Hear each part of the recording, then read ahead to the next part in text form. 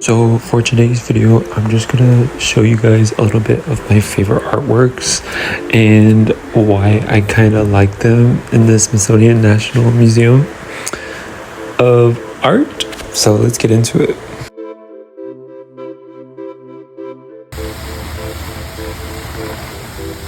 Yeah, so this is my OOTD. Thanks for watching. Thanks for looking at it. Yeah, so here's a beautiful garden that I was going to, and then let's see. Now, I didn't actually look at the titles of all of these people's artwork because I wanted to look at so many and sort of pick out my stuff. But here's this beautiful one of a Native American battling a bison. I really enjoyed this stance. I love the colors, especially like the lighting and the glaze. I'm assuming it's glaze on top of it was just really amazing to me. Like, it was something so beautiful.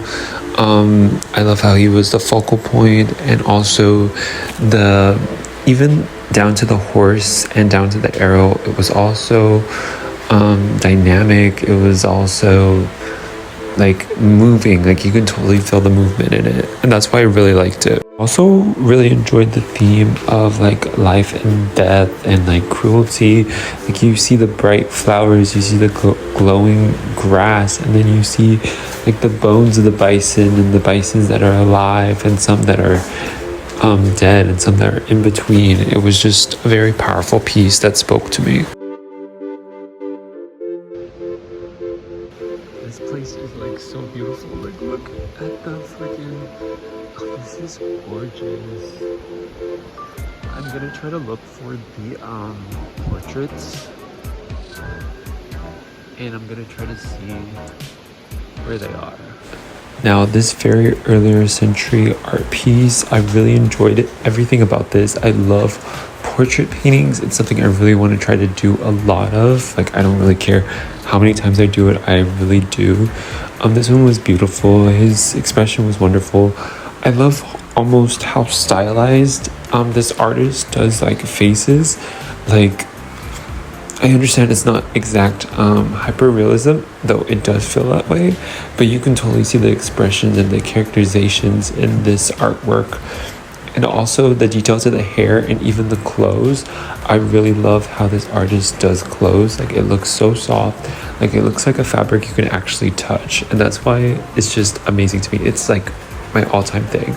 I was staring at this so much, like I couldn't get away from it. And same with this one, like the subtleness of the face and the way this artist was probably moving his paintbrush when he was painting is so soft, is so blended super well. Like, the shadows are so gradually, it's like, it's not even that simple per se. It's just really, really intricate and really, really like beautifully crafted and beautifully made. And I really love the deep reds and the very like stopped puffy like fabric, and it's really something I really like, the tiny detail of how they sort of archive the type of clothes people would wear. But I did get his name, Filipino Lippi, and yeah, his artwork is really amazing. I really love like his designs. Like, they're just so pretty, and they have this own little style to them. And you already know who this is, Leonardo's infamous, I'm totally gonna butcher the name, I'm so sorry. I think it's Genevre, but she's beautiful. This was a beautiful artwork. Again, as small as the Mona Lisa, like, oh my gosh, but his hand at work was completely stunning, completely amazing. Like, I'm trying not to overhype it. I know people think, oh, the Mona Lisa, oh, this or that, it's so small, it's overhyped. Yes, it's so small, but can you make that small of a canvas that intricate, that beautiful, that structured, and that symmetrical? Like, I couldn't. That's why I loved it so much, and that's why, like, immediately I wanted to hug the box. I'm sorry, it was really beautiful, like up close. Even as like the way you can barely see any paint strokes, like his hands were put to work. So yeah, this was one of my favorites as well. This is Andre del Castellano.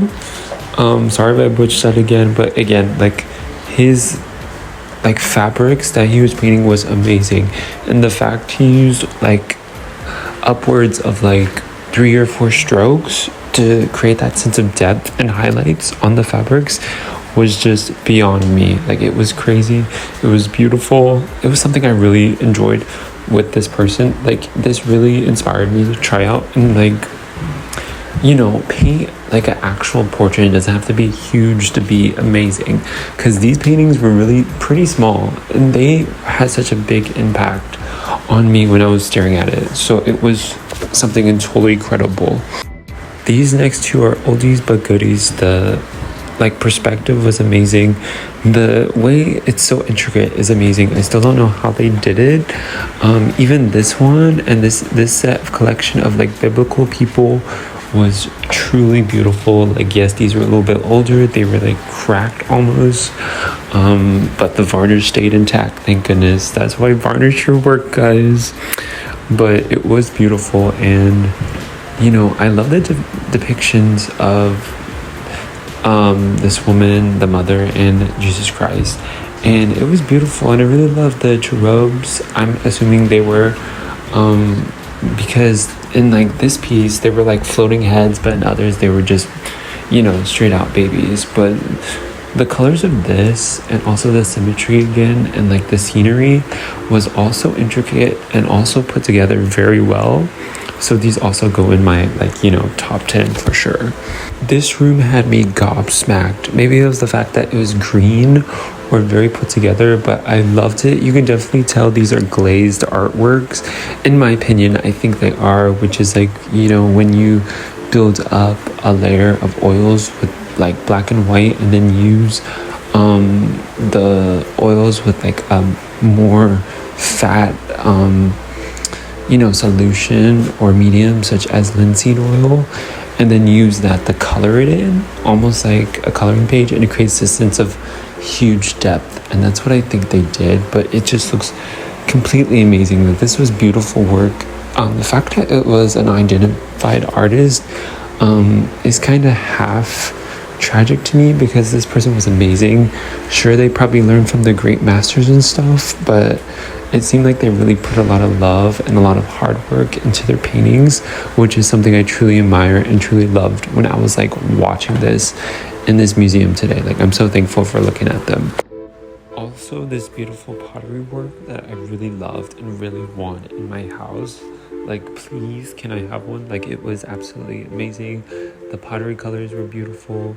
Loved it 100%. This is probably one of my favorite artists. I know I didn't like actually rank these. I just kind of put them like all together as like my top 10.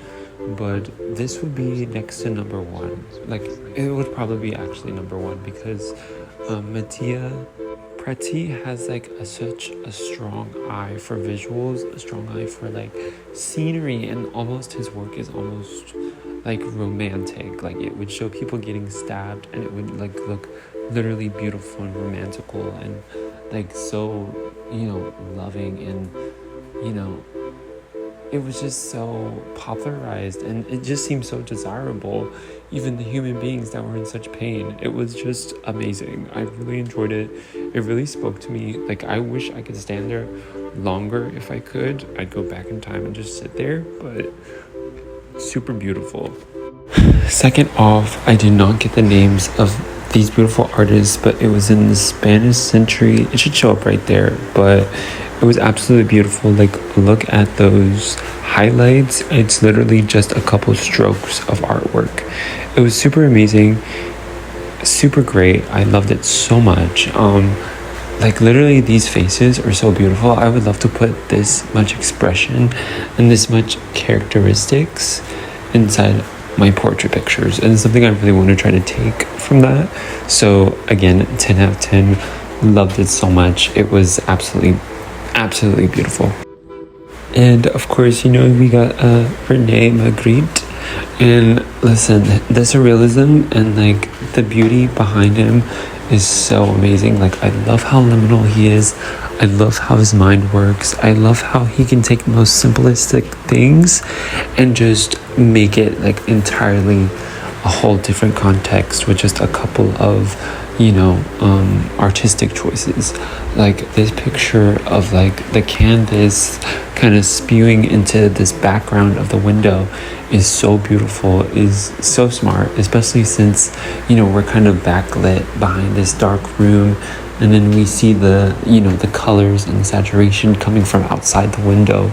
Like there's so much to unpack here, and I loved it all. So it was completely amazing. I loved him so much. I'm glad I saw a Rene Magritte thing like in my life. I can go to bed happy now, knowing that I saw one of his pictures. Hopefully I see a little more of the popular ones, but honestly this was a really good one. I really enjoyed it. Like I would want something similar in my own house, please. Yes, we are going to veer the end of this vlog, and if you guys did watch this, thank you for watching.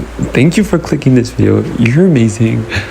Please drop a like or subscribe or comment down below what you would like to see. I reply. So that was amazing. Thanks for watching. Thanks for choosing.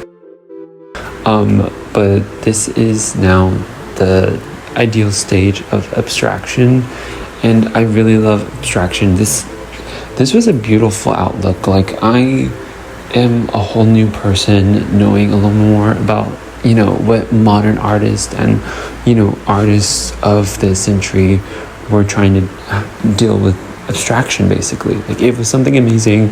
It was so beautiful, it was so powerful, it was so freeing, and you could totally feel like the energies and the vibes of these types of artworks and what they were almost trying to convey. Like I would walk around the room, I would come back, and when I would look at this picture again with a new insight or something, I would see a face, or I would see like a person. Like these Mark Rothko, and again sorry if I butchered the name, but his artworks are so ambiguous and so open to interpretation. And yes, they may seem a little bit, stretched out, or they may seem a little bit redundant, but I feel like that's not true in like the eyes of the art world. Like there is so much to unpack here, especially since this was based off religion, and more specifically Jesus. But again, thank you for watching. I encourage you to go out, look at some art, but all in between mundane art in a museum. Just go out and just immerse yourself in the beauty of creativity. Go do art, whatever it is art related, and go out and make something.